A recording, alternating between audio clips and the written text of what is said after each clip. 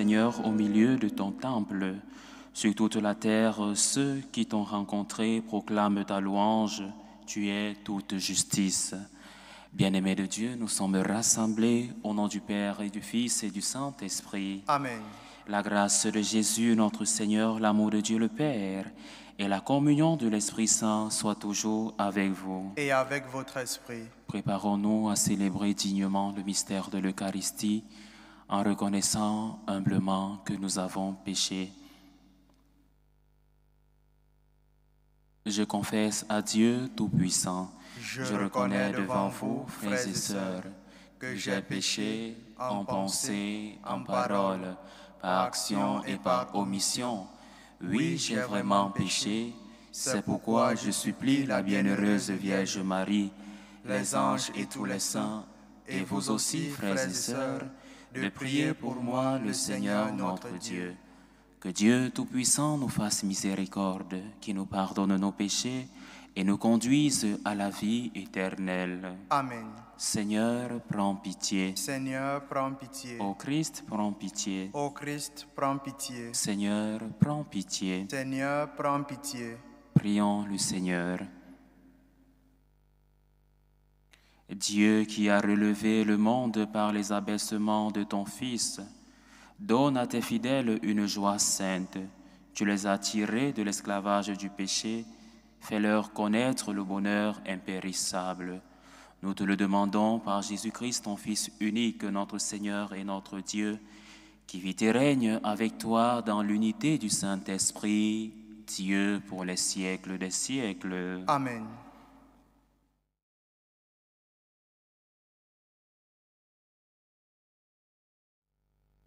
Première lecture. Lecture du livre de la Genèse. En ces jours-là, Jacob partit de Beersheba et se dirigea vers Haran. Il atteignit le lieu où il allait passer la nuit, car le soleil s'était couché. Il y prit une pierre pour la mettre sous sa tête et dormit en ce lieu. Il eut un songe.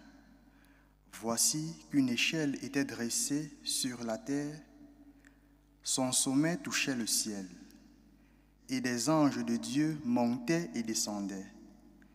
Le Seigneur se tenait près de lui. Il dit, « Je suis le Seigneur, le Dieu d'Abraham ton père, le Dieu d'Isaac. La terre sur laquelle tu es couché, je te la donne à toi et à tes descendants. Tes descendants seront nombreux, comme la poussière du sol.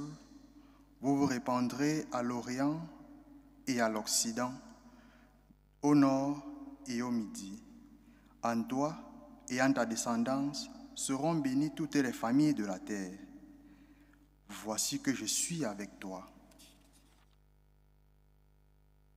Je te garderai partout où tu iras, et je te ramènerai sur cette terre, car je ne t'abandonnerai pas avant d'avoir accompli ce que je t'ai dit. » Jacob sortit de son sommeil et déclara, « En vérité, le Seigneur est en ce lieu, et moi, je ne le savais pas. » Il fut saisi de crainte et il dit, « Que ce lieu est redoutable, c'est vraiment la maison de Dieu, la porte du ciel. » Jacob se leva de bon matin, il prit la pierre qu'il avait mise sous sa tête, il la dressa pour en faire une stèle et, sur le sommet, il versa de l'huile. Jacob donna le nom de Béthel, c'est-à-dire maison de Dieu, à ce lieu qui auparavant s'appelait Luz. Alors Jacob prononça ce vœu. « Si Dieu est avec moi, s'il me garde sur le chemin où je marche, s'il me donne du pain pour manger et des vêtements pour me couvrir, et si je reviens sain et sauf à la maison de mon Père, le Seigneur sera mon Dieu. Cette pierre dont j'ai fait une stèle sera la maison de Dieu. » Parole du Seigneur. Nous rendons grâce à Dieu.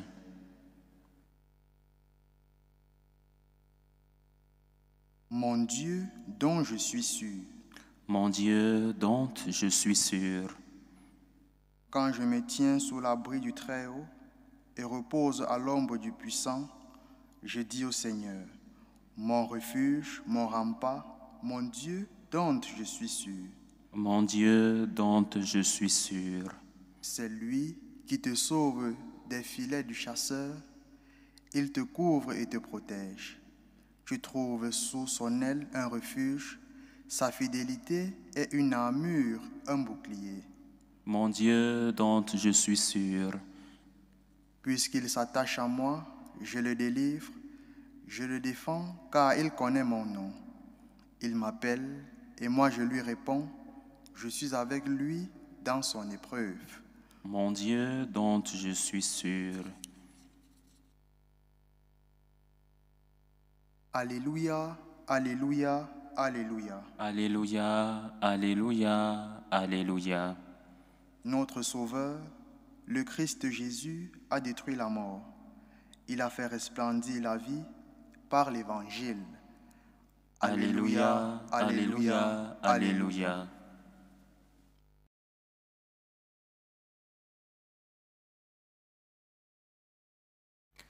Le Seigneur soit avec vous. Et avec votre esprit. Évangile de Jésus-Christ selon saint Matthieu. Gloire à toi, Seigneur.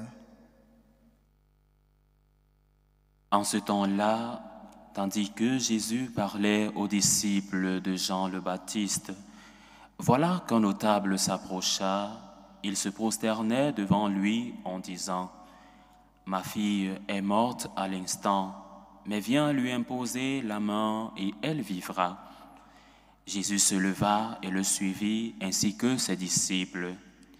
Et voici qu'une femme souffrant d'hémorragie depuis 12 ans s'approcha par derrière et toucha la frange de son vêtement, car elle se disait en elle-même, « Si je parviens seulement à toucher son vêtement, je serai sauvée. » Jésus se retourna et, la voyant, lui dit, « Confiance, ma fille, ta foi t'a sauvée. » Et à l'heure même, la femme fut guérie.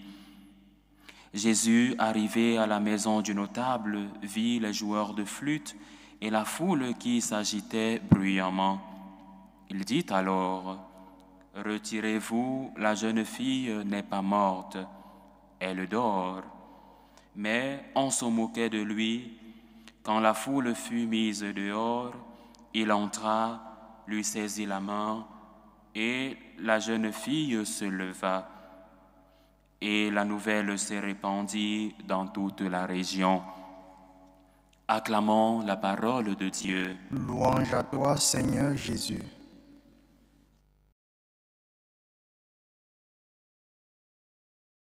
Avant de commencer cette homélie, j'aimerais premièrement vous poser quelques questions, ces questions qui taraudent mon esprit. Première question, pourquoi suivons-nous Jésus? Pourquoi suivons-nous Jésus? Le suivons-nous pour ses miracles? Ou parce qu'il est Dieu? Ou parce qu'il est notre Sauveur? Pourquoi suivons-nous Jésus? Pourquoi suis-tu Jésus? Quelle est ta relation avec notre Seigneur Jésus? Deuxième question. Si on te demandait de définir ta relation avec le Christ, quelle serait ta réponse? Alors, bien-aimé de Dieu, quelle serait ta réponse aujourd'hui? Est-ce que tu suis Jésus pour ses miracles spectaculaires, ou parce que nous croyons qu'en lui se trouve le Dieu vivant, le Dieu qui peut tout, celui dont notre foi a soif, celui qui sauve non seulement les corps, mais aussi nos âmes.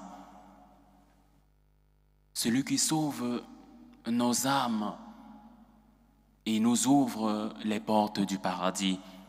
Alors voilà une suite de questions qui nous permettent de comprendre l'évangile d'aujourd'hui. Pour commencer, notre Seigneur nous replonge sur cette relation que nous devons avoir avec lui. C'est pourquoi dans ce récit, deux miracles s'entrelacent. Le premier miracle est celui de la résurrection d'une fille d'un chef. Et ensuite la guérison de la femme hémorroïs. Deux histoires, mais un seul enseignement. Et l'enseignement est unique. La foi sauve. Notre foi en Jésus nous sauve. Pas la foi magique ou une foi naïve ou une foi du charbonnier, comme on le disait au Moyen-Âge, croire pour croire. Non, mais une foi confiante, une foi humble, une foi persévérante. Alors, dans un premier instant, regardons cette femme de l'Évangile. Elle ne demande rien à haute voix. Elle murmure en elle-même. Elle ne touche même pas Jésus, seulement la frange de son vêtement. Et elle se disait en elle-même, nous dit l'Évangile, « Si je parviens seulement à toucher son vêtement, je serai sauvée. » Et Jésus la voit, Jésus la comprend. Et Jésus lui dit, « Confiance, ma fille, ta foi t'a sauvée. » Alors voilà le cœur de l'Évangile aujourd'hui, la foi qui sauve, la foi que nous avons en Dieu nous sauve. Alors deuxième enseignement, dans ces gestes, nous voyons la foi des personnes concernées, mais nous voyons la main de Dieu. Nous ne voyons pas seulement un guérisseur, mais nous voyons le Fils de Dieu qui agit. Le miracle n'est pas un tour de magie, non.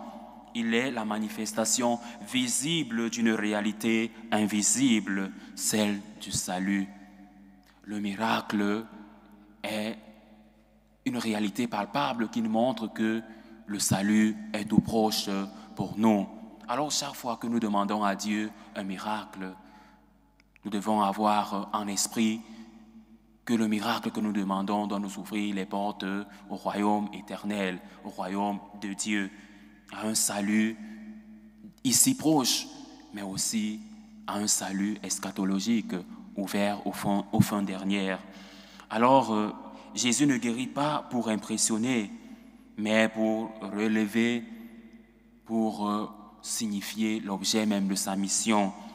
Il est venu pour sauver tout le monde, appeler tout le monde à être des saints, comme notre Père céleste est saint.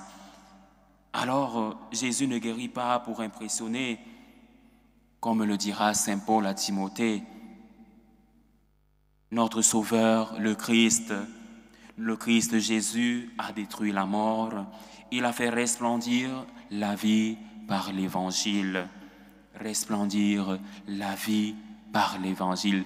Il est venu donner la vie, donner sa vie pour que tu aies la vie.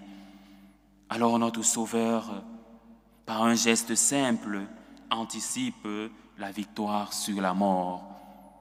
Par un geste simple, il rend la vie à la fille du chef de la synagogue, image de sa propre résurrection, image de notre propre résurrection. C'est pourquoi saint Paul le dit, si nous mourons avec le Christ, nous vivrons. Et Jésus guérit une femme marginalisée, image de l'humanité tout entière blessée par le péché. Il est donc celui qui relève et qui restaure corps et âme. Notre Seigneur se fait tout proche pour nous apporter le salut que nous avons besoin, le salut en Dieu notre Père.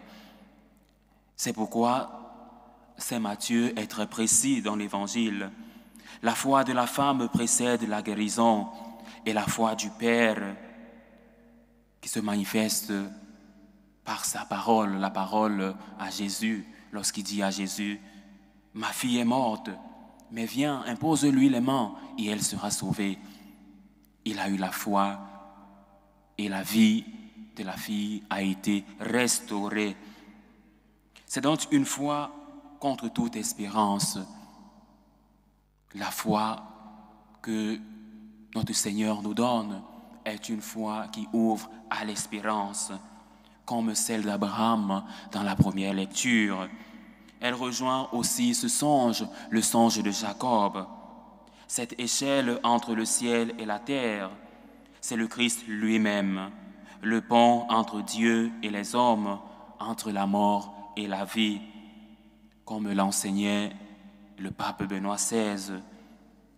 Il disait justement en commentant cet évangile que dans cette femme il y a une foi active, une foi humble, une foi presque cachée, mais une foi vraie, une foi qui laisse découler une espérance, qui touche Jésus, une foi qui touche Jésus plus que la foule nombreuse autour de lui.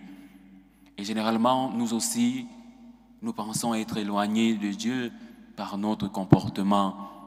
Mais quand nous nous ressaisissons, quand nous voyons que la lumière que nous recherchons se trouve en Jésus, nous faisons ce pas en arrière. Nous venons vers le Christ lui dire « J'ai péché contre toi et contre le ciel. J'ai péché contre les hommes aussi. Seigneur, pardonne-moi. » Alors c'est un appel moral, un appel spirituel, la foi et surtout la gratitude. Quelle leçon pour notre vie spirituelle? Il ne suffit pas d'être près de Jésus physiquement comme la foule. Il faut toucher son cœur par la foi. Quand nous prions, nous devons toucher le cœur de Jésus par notre propre foi. Et quand la grâce est donnée, elle appelle à une réponse de gratitude, comme la louange du psaume de ce jour. Mon Dieu, dont je suis sûr, c'est lui qui te délivre. Sous ses ailes, tu trouveras un refuge. Alors la femme guérie et les parents de la jeune fille ne peuvent pas reconnaître la fidélité du Seigneur. Et nous sommes donc appelés à les imiter. Sommes-nous reconnaissants aujourd'hui? Est-ce que nous rendons grâce à Dieu quand il réalise pour nous des miracles, des signes visibles du salut? Savons-nous rendre grâce pour ce que Dieu a fait, pour ce que Dieu fait même dans l'invisible de notre vie? Est-ce que nous rendons grâce à Dieu pour la vie donnée au quotidien? Alors, bien-aimés de Dieu, Jésus nous rappelle aujourd'hui que la foi n'a pas besoin d'effets spéciaux. Non, la foi a besoin de gestes simples. Elle demande seulement la confiance. Elle demande l'abandon. Elle demande la persévérance. Alors ne cherchons pas les miracles. Cherchons d'abord à toucher le cœur de Dieu par notre foi. C'est le message de l'Évangile aujourd'hui. Ne cherchons pas les miracles de Dieu. Cherchons à toucher le cœur de Dieu. Ne cherchons pas les bonbons de Dieu, mais cherchons le Dieu des bonbons. Cherchons le Dieu qui peut nous donner les miracles. Ne cherchons pas les miracles de Dieu. Ce n'est pas le miracle qui fait la foi, c'est la foi qui permet le miracle, qui permet le salut. Alors, bien-aimés de Dieu, que cette parole allume en nous une foi confiante, une foi audacieuse, une foi qui va à la rencontre du Christ, comme celle de la femme, et une foi pleine d'espérance, comme celle du père de la jeune fille, et qu'en toutes choses nous sachions dire avec foi et avec espérance, mon Dieu dont je suis sûr, ou encore, mon Dieu en qui ma foi repose. Que ces paroles soient au cœur de notre méditation de ce jour. Loué soit Jésus-Christ. À jamais. Prions le Seigneur notre Dieu, il fait couler la paix en nous comme un fleuve. Pour l'Église envoyée par le Christ dans le monde pour proclamer le royaume de Dieu qui est paix, joie et guérison, prions le Seigneur. Seigneur, écoute et prends pitié. Pour tous les hommes de bonne volonté qui œuvrent pour la paix, la justice, le bien-être de tous, afin qu'ils découvrent dans leurs efforts la grande espérance du royaume de Dieu, prions le Seigneur. Seigneur, écoute et prends pitié. Pour les malades et tous ceux qui souffrent, qui portent sur leur corps les marques de Jésus, afin que, dans leur attention bienveillante de tous, ils puissent voir avec eux celui qui est la santé du monde.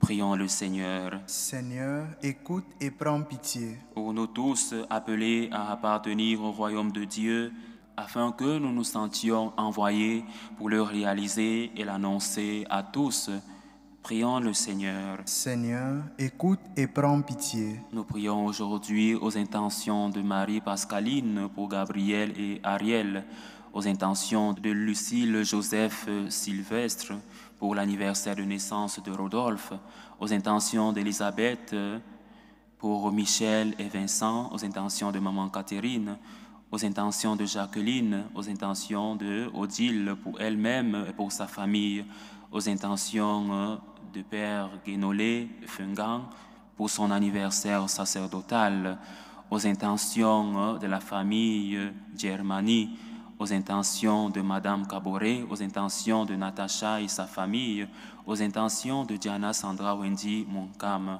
Nous prions pour nous ici rassemblés, pour nos familles, pour toutes les personnes qui nous suivent à travers ce canal. Que Dieu suscite en nous cette foi qui touche son cœur. Prions le Seigneur. Seigneur, écoute et prends pitié. Écoute-nous, Seigneur notre Dieu, que nous puissions raconter tes faveurs, ce que tu as fait pour nous, par Jésus le Christ notre Seigneur. Amen.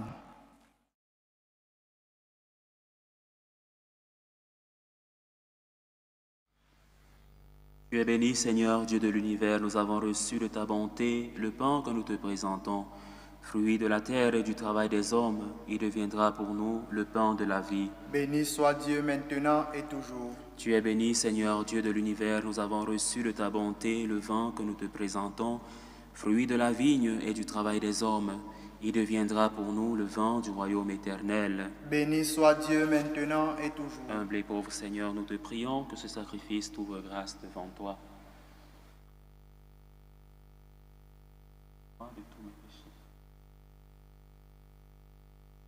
Priez, frères et sœurs, que mon sacrifice, qui est aussi le vôtre, soit agréable à Dieu, le Père Tout-Puissant. Que le Seigneur reçoive de vos mains ce sacrifice, à la louange et à la gloire de son nom, pour notre bien et celui de toute l'Église.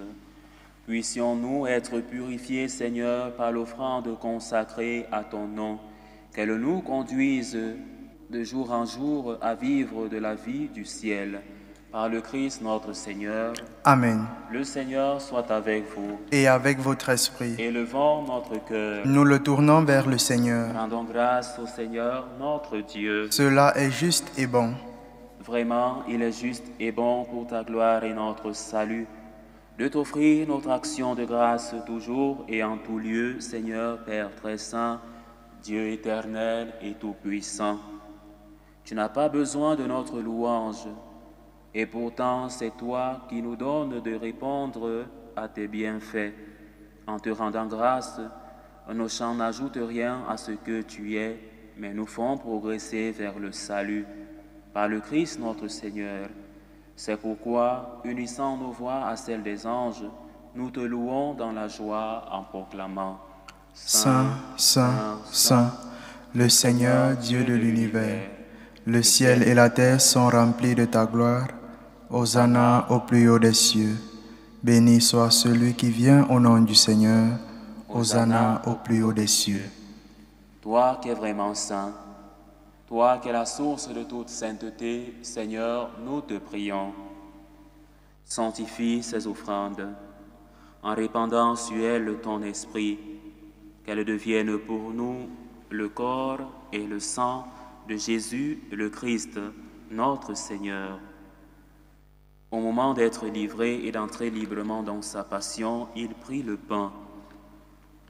Il rendit grâce, il le rompit et le donna à ses disciples en disant « Prenez et mangez-en tous, ceci est mon corps livré pour vous. »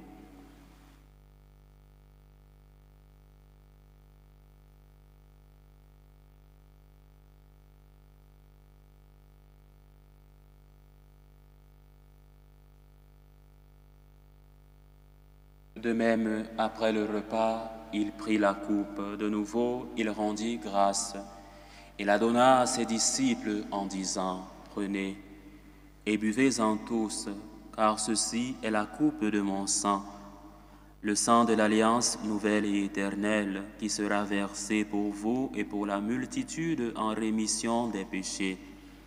Vous ferez cela en mémoire de moi.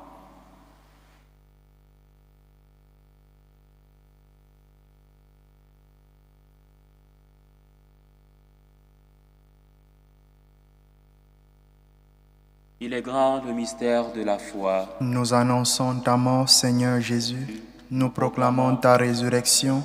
Nous attendons ta venue dans la gloire. En faisant ainsi mémoire de la mort et de la résurrection de ton Fils, nous t'offrons, Seigneur, le pain de la vie et la coupe du salut, et nous te rendons grâce, car tu nous as estimés dignes de nous tenir devant toi pour te servir. Humblement, nous te demandons qu'en ayant part au corps et au sang du Christ, nous soyons rassemblés par l'Esprit Saint en un seul corps. Souviens-toi, Seigneur, de ton Église répandue à travers le monde. Fais-la grandir dans ta charité, en union avec notre pape Léon, notre évêque José et tous les évêques, les prêtres et les diacres. Souviens-toi aussi de nos frères et sœurs qui se sont endormis dans l'espérance de la résurrection. Raphaël Omalokenge, Pierre, Célestine Dandinou, Justine Tamenou, François Divin Atangana, Emmanuel Moncam, Abbé Pascal Hervé Elundunsoué, Irène Macrine, les défunts de la famille Joseph Sylvestre, les défunts de la famille Paulin, les défunts de la famille Omokoko, les défunts de la famille Binon, les défunts de la famille Kiepi. Et souviens-toi dans ta miséricorde de tous les défunts, accueille-les dans la lumière de ton visage. Sur nous tous enfin, nous implorons ta bonté. Permets qu'avec la Vierge Marie, la bienheureuse Mère de Dieu, avec Saint Joseph, son époux, les apôtres et tous les saints qui ont fait ta joie au long des âges, nous ayons par la vie éternelle et que nous chantions ta louange et ta gloire par ton Fils Jésus le Christ.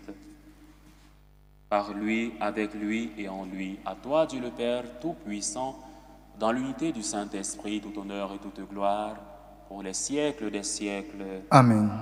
Unis dans un même esprit, redisons avec confiance la prière que nous avons reçue du Sauveur.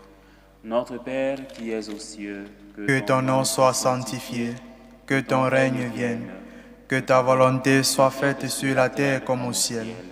Donne-nous aujourd'hui notre pain de ce jour. Pardonne-nous nos offenses, comme nous pardonnons aussi à ceux qui nous ont offensés, et ne nous laisse pas entrer en tentation, mais délivre-nous du mal. Délivre-nous de tout mal, Seigneur, et donne la paix à notre temps. Soutenus par ta miséricorde, nous serons libérés de tout péché, à l'abri de toute épreuve. Nous qui attendons que se réalise cette bienheureuse espérance, l'avènement de Jésus-Christ, notre Sauveur. Car c'est à toi qu'appartiennent le règne, la puissance et la gloire pour les siècles des siècles. Seigneur Jésus-Christ, tu as dit à tes apôtres, « Je vous laisse la paix, je vous donne ma paix. » Ne regarde pas nos péchés, mais la foi de ton Église. Pour que ta volonté s'accomplisse, donne-lui toujours cette paix et conduis-la vers l'unité parfaite. Toi qui vis et règnes pour les siècles des siècles. Amen. Que la paix du Seigneur soit toujours avec vous. Et avec votre esprit. Dans la charité du Christ, donnez-vous la paix.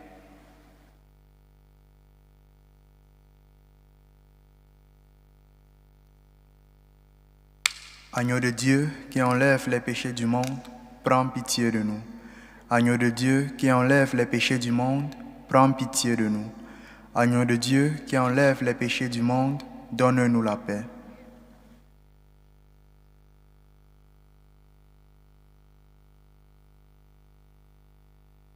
Voici l'agneau de Dieu. Voici celui qui enlève les péchés du monde. Heureux les invités au repas des noces de l'agneau. Seigneur, je ne suis pas digne de te recevoir, mais dis seulement une parole et je serai guéri. Que le corps et le sang du Christ nous gardent pour la vie éternelle. Amen.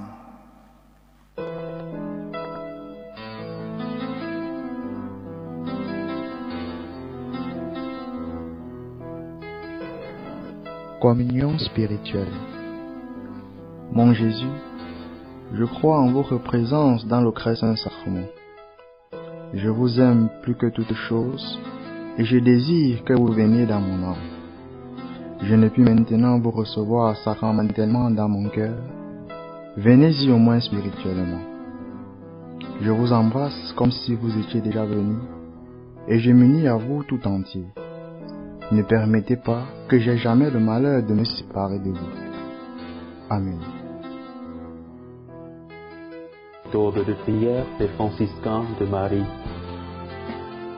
Jésus, je te fais confiance. Je t'aime. Je t'adore. Je te remercie. Je te demande pardon.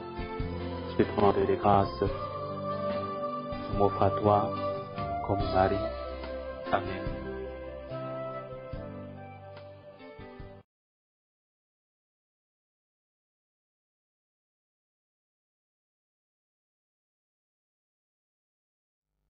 Venez à moi, vous tous qui peinez, vous qui êtes accablés, dit le Seigneur, et moi, je referai vos forces.